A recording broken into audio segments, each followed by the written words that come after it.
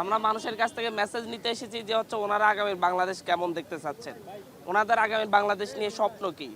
আমরা ওনাদের কাছে একটি প্রস্তাবনা নিয়ে আসছি যে জুলাই গণঅভ্যুত্থানে ওনারা যে অবদান রেখেছেন সেই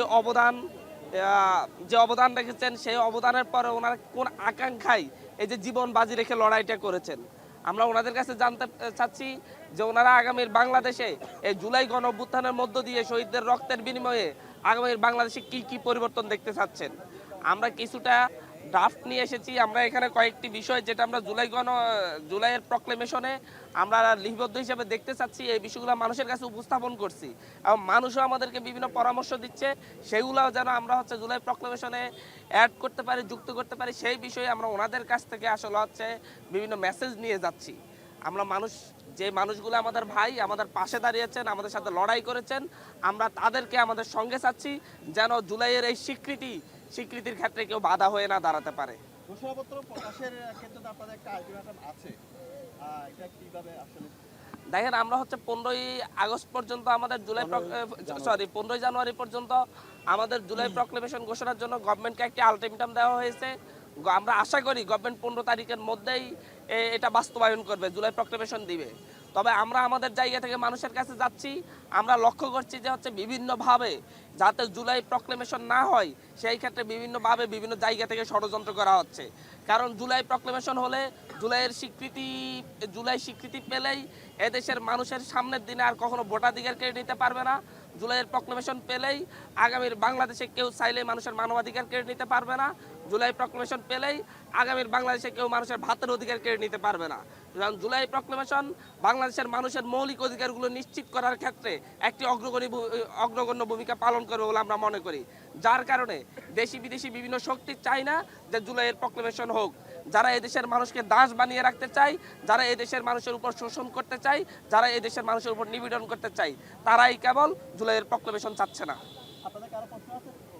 আর রাসূল ভাই, আপনি যদি একটু বলেন, আপনি চট্টগ্রামে আছেন, একটু যদি বলতেন আসলে প্রক্লেমেশন নিয়ে বিষয়গুলো মানে একটা সমালোচনা আছে, আপনারা মানে শুধু বিপ্লব ছাড়া অন্য অনেক কিছু বাদ যাচ্ছে এরকম সমালোচনা তো বিভিন্ন দল করে, আপনার কি মনে হয় আসলে?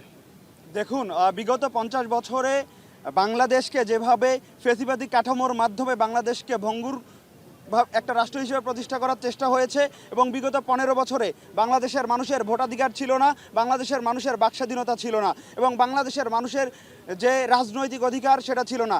এবং বিগত 15-16 বছরে আওয়ামী লীগ তার ভিন্নমত পোষণকারী কিংবা প্রতিপক্ষের যে দলগুলো রয়েছে তাদেরকে দমন পীড়ন করে, নিপীড়ন করে তাদেরকে দমিয়ে রাখিয়েছিল এবং সেই দমিয়ে রাখার মাধ্যমে তারা বাংলাদেশের মানুষের ভোটাধিকারকে কুক্ষিগত করেছে, বাংলাদেশের মানুষের সকল অধিকারকে কুক্ষিগত করেছে এবং বিগত 3টা নির্বাচনে বাংলাদেশের মানুষের ভোটের অধিকারকে হরণ করেছে। সেই ভোটকে নিশ্চিত করার জন্য এবং ভোটাধিকারকে নিশ্চিত করার জন্য, বাংলাদেশের মানুষের অধিকারকে প্রতিষ্ঠিত করার জন্য বৈষম্যবিরোধী ছাত্র আন্দোলনের মাধ্যমে, ছাত্র নাগরিক গণঅভ্যুত্থানের মাধ্যমে 5ই আগস্ট ফ্যাসিবাদী খুনি হাসিনা এদেশ থেকে পলায়ন করেছে। এরপর আমাদের উদ্দেশ্যগুলো হলো এই বাংলাদেশকে পুনর্গঠন করা, এই বাংলাদেশের মানুষের অধিকারগুলো ফিরিয়ে দেওয়া। সেই জায়গা থেকে বৈষম্যবিরোধী ছাত্র আন্দোলন, জাতীয় নাগরিক কমিটি, অন্তর্বর্তীকালীন সরকার এবং বিভিন্ন রাজনৈতিক দল কাজ করে যাচ্ছে।